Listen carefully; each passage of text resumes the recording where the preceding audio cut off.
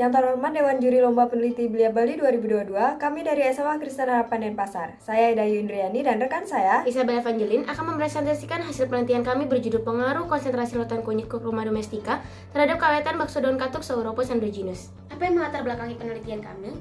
Kita tentunya mengenal bakso. Pada umumnya, bakso terbuat dari daging seperti daging ayam, daging sapi, dan daging ikan. Perkembangan lebih lanjut agar bakso dapat dikonsumsi oleh pelanggan vegetarian atau bagi mereka yang alergi terhadap daging, maka dikembangkan bakso berbahan nabati. Ada yang terbuat dari daging sintetis, ada pula bakso tahu, bakso jamur tiram, bahkan bakso daun kelor. Bakso merupakan makanan yang memiliki daya simpan rendah. Pada suhu ruang, umur simpan bakso pada umumnya 12 jam atau maksimal 24 jam. Untuk menambah daya simpan bakso, beberapa pedagang menggunakan bahan pengawet, baik yang alami maupun yang buatan. Beberapa bahan pengawet yang alami biasanya digunakan adalah lengkuas, kluwak, dan daun salam. Daun katuk dapat dijadikan sebagai bahan dasar bakso nabati karena memiliki kandungan gizi tinggi seperti vitamin C, vitamin A, dan antioksidan yang baik untuk memperkuat daya tahan tubuh. Berdasarkan latar belakang tersebut, maka dapat dirumuskan masalahnya yaitu 1. Bagaimana pengaruh konsentrasi lautan kunyit kurkuma domestika terhadap kawetan bakso daun katuk Sauropus androgynus? Kedua, bagaimana tingkat penerimaan masyarakat terhadap kualitas bakso daun katuk Sauropus androgynus? Dengan hipotesis sebagai berikut. Desain penelitian dapat digambarkan sebagai berikut. Variabel penelitian dalam penelitian ini adalah sebagai berikut. Alat-alat yang digunakan dalam penelitian ini adalah sebagai berikut. Bahan-bahan yang digunakan dalam penelitian ini adalah sebagai berikut. Prosedur penelitian dapat dilihat seperti berikut ini. hasil dan pembahasan. Berdasarkan hasil pengamatan fisik didapatkan P0, P1, dan P2 mengalami perubahan warna berturut-turut pada jam ke-24, ke-36, dan ke-60. Pada jam ke-72, kondisi P0 secara keseluruhan yaitu bakso berbintik putih, beraroma sangat busuk dan tekstur sangat lembek. Kondisi P1 secara keseluruhan yaitu bakso berwarna coklat dengan bintik putih, beraroma sedikit busuk dan tekstur keras. Dan kondisi P2 secara keseluruhan yaitu bakso berwarna dominan coklat dengan bintik hijau, tidak beraroma dan tekstur mulai mengeras. Sehingga berdasarkan pengamatan fisik ini, maka kualitas P2 lebih baik dibanding P1 dan P0. Hal tersebut disebabkan oleh P1 dan P2 mengandung 5% dan 10% larutan kunyit.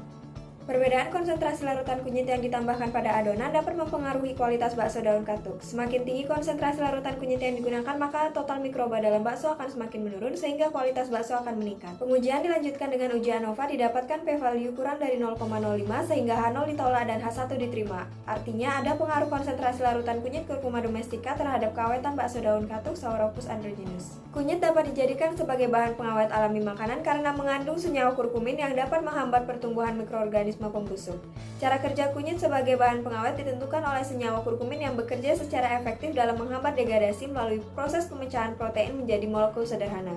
Pemecahan inilah yang menyebabkan sel-sel membusuk yang disebabkan oleh metabolisme mikroba, dan ekstrak kunyit dapat menghambat metabolisme mikroba. Selanjutnya dilakukan uji organoleptik untuk mengetahui tingkat penerimaan masyarakat terhadap kualitas bakso daun katuk. Pengujian dilakukan kepada 16 responden. Parameter yang diuji adalah warna, aroma, rasa, dan tekstur. Hasilnya sebagai berikut. Berdasarkan uji organoleptik didapatkan hasil bahwa pada P0 kategori warna 50% responden menyatakan tidak baik, kategori aroma 50% responden menyatakan baik, kategori rasa 63% responden menyatakan cukup, dan kategori tekstur 44% responden menyatakan baik.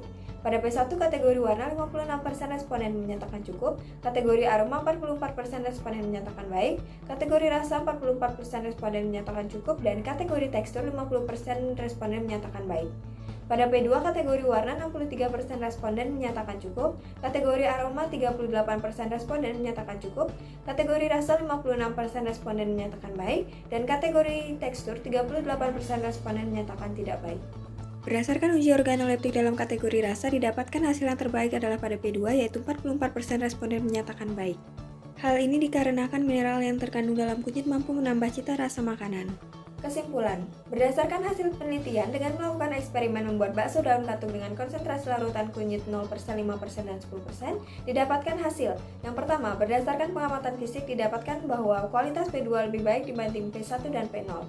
Berdasarkan uji ANOVA didapatkan p-value kurang dari 0,05 sehingga H0 ditolak dan H1 diterima. Artinya ada pengaruh konsentrasi larutan kunyit kurkuma domestika terhadap kawetan bakso daun katuk Sauropus androgynus. Yang kedua, berdasarkan hasil uji organoleptik dalam kategori rasa, didapatkan hasil yang terbaik adalah pada P2 yaitu 44% responden menyatakan baik. Adapun saran yang dapat kami berikan adalah sebagai berikut. Yang pertama, kunyit dapat digunakan sebagai bahan pengawet alami untuk makanan. Yang kedua, perlu dilakukan uji proksimat untuk mengetahui kandungan bakso daun katuk. Sekian presentasi dari kami, terima kasih.